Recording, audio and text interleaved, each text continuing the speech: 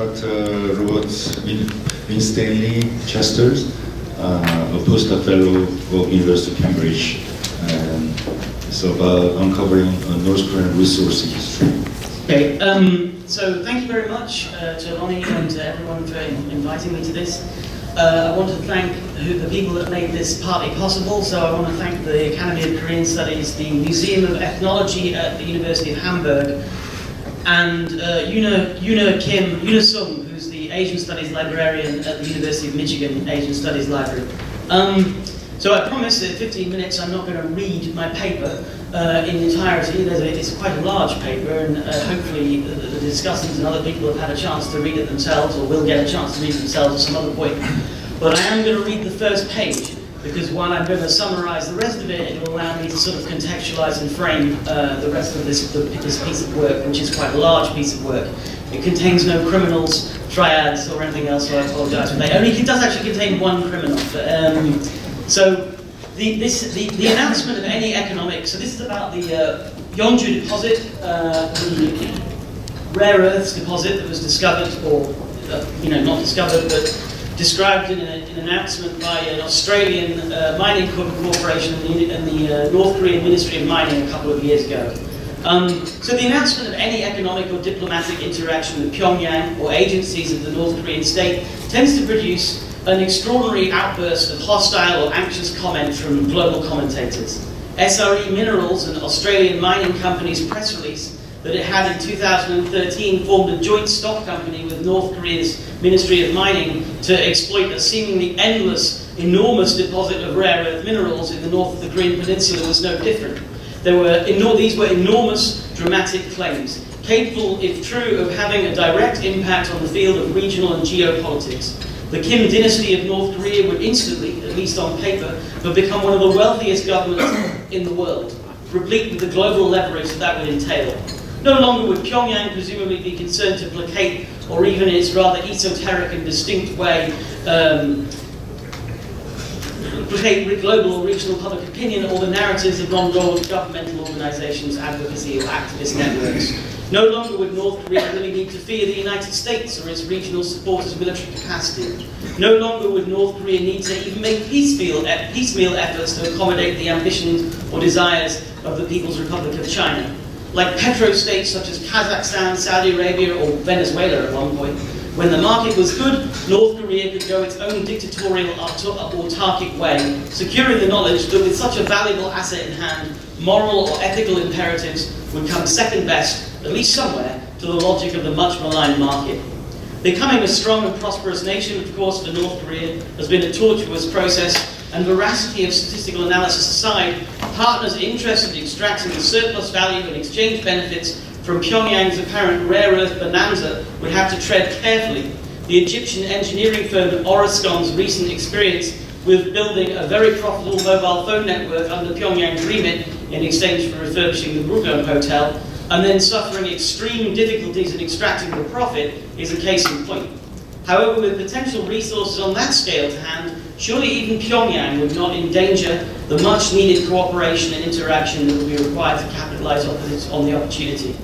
Ultimately, many of these nations reside in the world of the hypothetical, as little has been seen of SRE Minerals, Pacific Century, or North Korea's rare earth deposit in the years following the initial statement, let alone the level of success achieved by those Australians involved in the enterprise.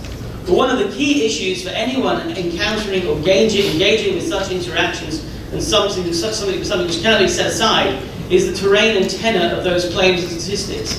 It's easy to dismiss statistics analysis undertaken in a nation where at one point in the narrative, operatives from the International Monetary Fund working in the Ministry of Finance had to explain to local bureaucrats the theory behind financial interest and interest rate setting. North Korean historiography is replete with repetitious, seemingly impossible numbers. Its narratives are developed incomprehensibly full of fantasy. Pacific Century and the North Koreans' claim on rare earth capacity are not just geopolitically challenging, perhaps anxiety-causing from a human rights or security perspective, they also stretch the bounds of statistical credulity. Yet, like so much of North Korean analysis and research, it is an extraordinarily easy task to assert that, but much more difficult to deploy anything counter blast or reaction which is rigorous or empirical.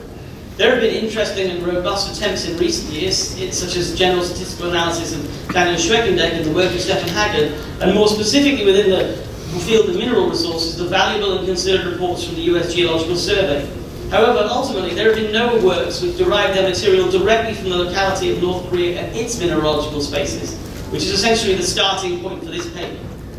So, essentially, I'm trying to face with a sort of a set of claims and a set of statistics which, to all intents and purposes, as often or normal in North Korean cases, appear nonsensical. Trying to find an empirical way of like getting to the truth or untruth of those claims and of the spaces those claims represent. So essentially, this is the whole point of the paper: is where else do we go to develop a statistical basis for making any sort of analysis, in fact, of North Korea's rare earth claims? Well, my suggestion, obviously, in the paper, is to go backwards into history. But I'm going to introduce, if I can get this to work. Oh, there we go. So yes, this is a historical geographical project inspired by an ahistorical quest for resources. So this is the area of the Gyeongju Deposit, which I'll talk about later. So rare earths, the most important thing to say, I can talk, people could deliver an entire career's worth of material on rare earth mining. So the most important thing, I'm not going to do that because I've only got 15 minutes. The most important thing about rare earths to consider is that they're not really rare and they're not really earth. Rare earths are fairly abundant in the Earth's crust, but the issue with rare earths is that they're difficult to extract. They never exist by themselves. You always have to distill or refine them. So they're actually, the use of the word rare earths, originally, the idea comes behind the discoverer of rare earths, a Swedish Arrhenius, a Swedish geologist. He called them lanthanide, which means to lie hidden, because you always find them in something else, so you always have to extract them from something else. But they're extremely useful, and obviously they've become more useful as time's gone on. They originally were used in phosphorescence and light bulbs, and they became very useful in battery construction and the sort of nuclear fission and that sort of stuff.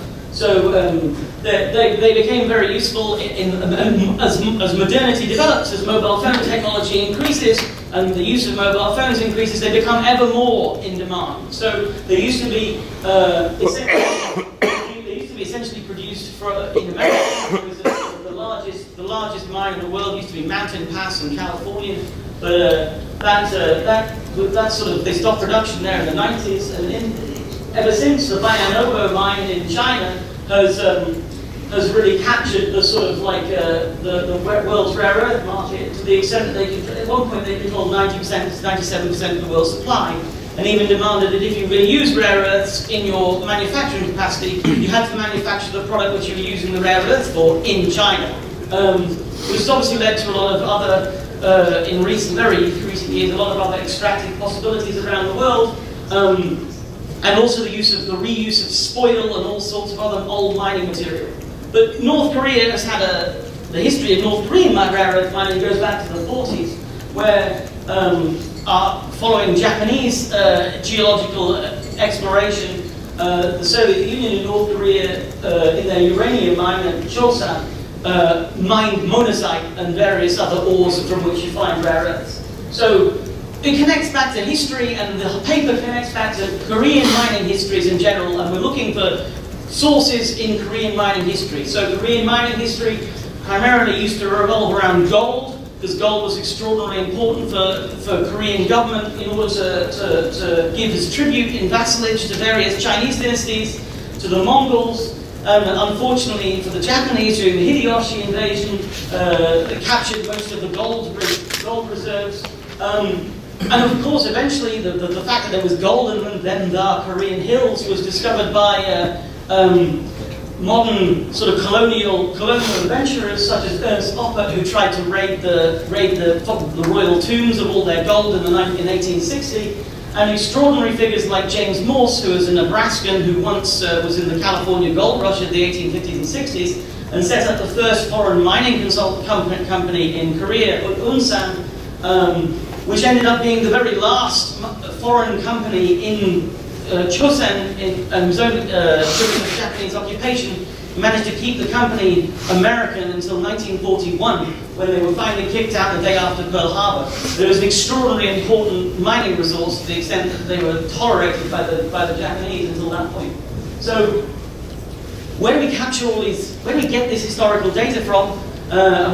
We get it from people like this. So this is another adventurer, so Karl Goetsche, who was a German geologist who visited Korea in 1884, traveling all the way around the Korean peninsula, and buying a lot of maps and having a lot of conversations with people who were interested in mining and interested in geology, and annotating all of those maps. So he annotates all the maps about where he finds. He also tracks his journey, and he marks in different colours the different forms of geology, and he writes notes in the margins about what sort of mining was done in what each sort of place.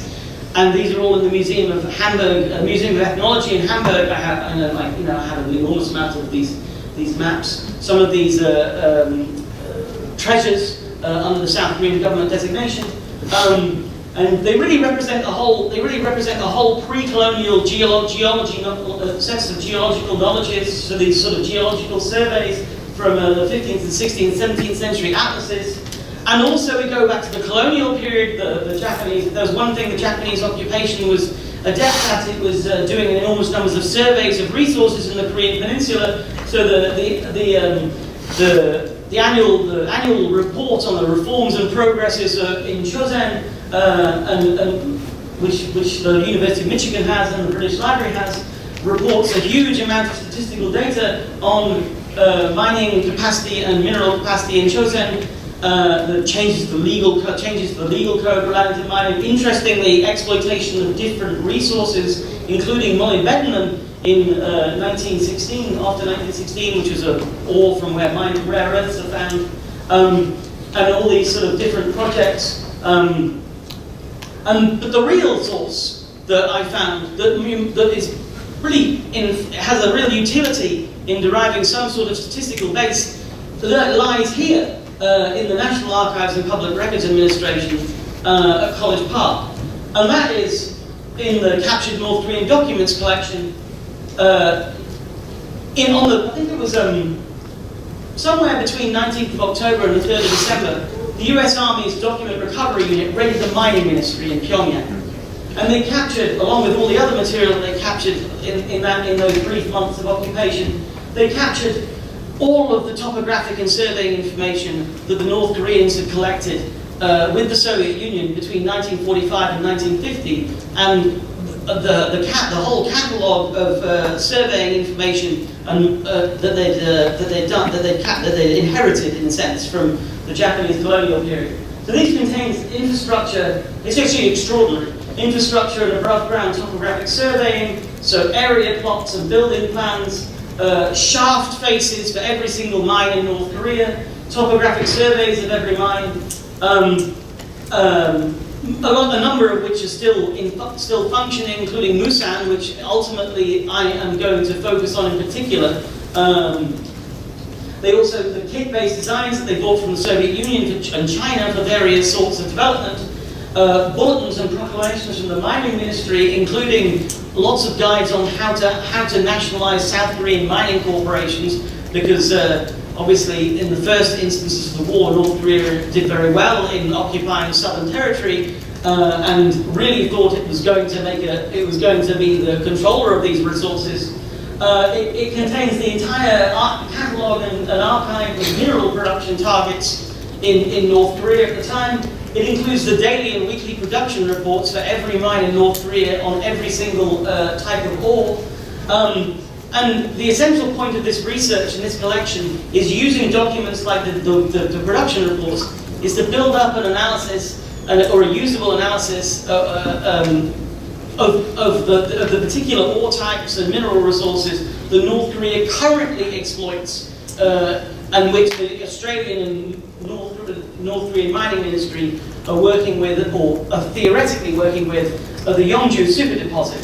And through going back to all these previous sets of geological knowledge and geological documentation, we might really be able to get a real empirical understanding of the actual capacity of these resources. So that is what essentially this work is about. Thank you very much.